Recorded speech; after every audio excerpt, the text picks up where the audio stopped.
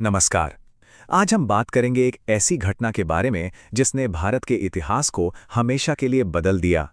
महात्मा गांधी की हत्या। तो तारीख थी 30 जनवरी 1948 और समय था शाम के 5:17।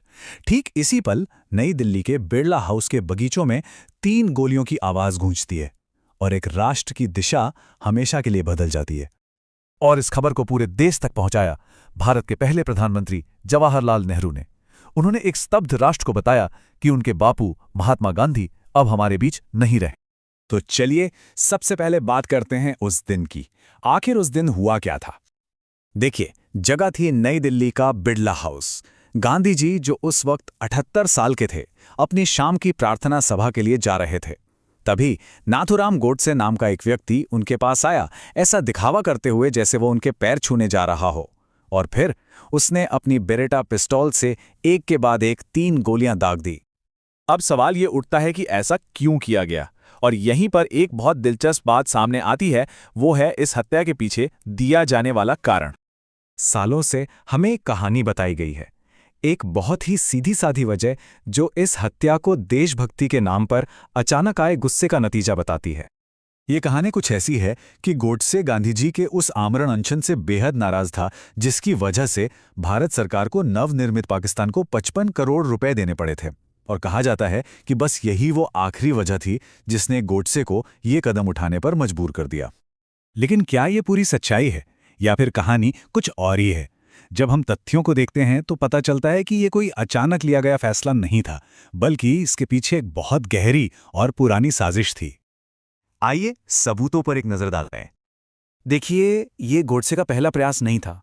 असल में ये कई कोशिशों की आखिरी कड़ी थी। ये सिलसिला 1934 में ही शुरू हो गया था, जब पुणे में गांधी जी के काफिले पर बम फेंका गया। फिर मई 1944 में खुद गोडसे ने पंजगनी में खंजर से उन पर हमला करने की कोशिश की। सितंबर 1944 में फिर से उसे खंजर के साथ पकड़ा गया। और उनकी हत्या से ठीक 10 दिन पहले 20 जनवरी 1948 को उसी बिड़ला हाउस में एक बम धमाका भी हुआ था। तो ये साफ है कि ये 55 करोड़ वाली बात से बहुत पहले से चल रहा था।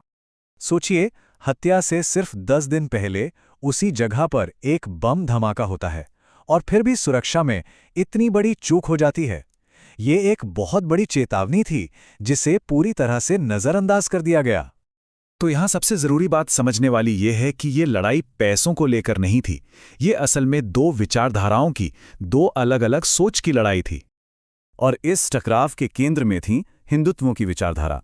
ये एक राजनीतिक विचारधारा है, कोई धार्मिक शब्द नहीं, जिसे वीडी सावरकर ने अपनी 1923 की किताब में सामने रखा था। ये विचारधारा गांधी जी के अहिंसा और खासकर हिंदू मुस्लिम एकता के विचारों के बिल्कुल खिलाफ थी। तो एक तरफ थे गांधी, जिनका रास्ता था अहिंसा का, हिंदू मुस्लिम एकता का। उनका मानना था ईश्वर अल्लाह तेरो नाम। वहीं दूसरी तरफ थी हिंदुत्व की विचारधारा, जो सावरकर की सोच पर आधारित थी। ये विचारधारा गांधी के तरीकों को देश के लिए खतरा मानती थी और द्विराष्ट्र सिद्धांत यानी 2 नेशन थियरी का समर्थन करती थी। गांधी जी की हत्या के बाद पूरे देश का माहौल कैसा था, इसका एक अंदाजा हमें उस वक्त के एक अमेरिकी राजनयिक रिचर्ड मोर्स के एक खत से मिलता है।